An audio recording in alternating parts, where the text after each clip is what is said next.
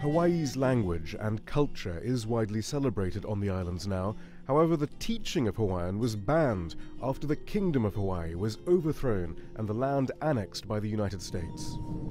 It's this history of colonization that those with native Hawaiian ancestry, like Bill Fernandez, hope will be addressed by the formation of a native Hawaiian government, similar to those of Native American tribes in the mainland U.S. If you have a legal entity, it can pursue the rights that have been lost as a consequence of colonization.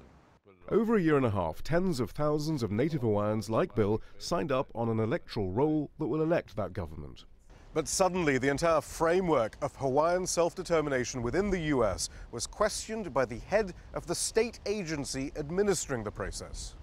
In a letter to the State Department in May, the CEO of the Office of Hawaiian Affairs questioned the international legality of Hawaii as the U.S.'s 50th state, and he asked whether he had incurred criminal liability under international law.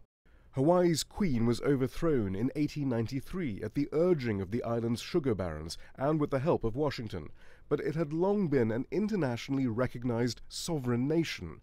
Unlike the Native American tribes, no treaty was signed consenting to U.S. oversight and dependency.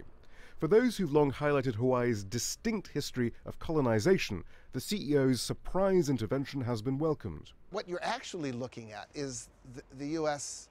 and the state of Hawaii trying to pretend that none of this happened, that what we are as Native people, the best that we can hope for is to be Native Americans under the governing power of the United States.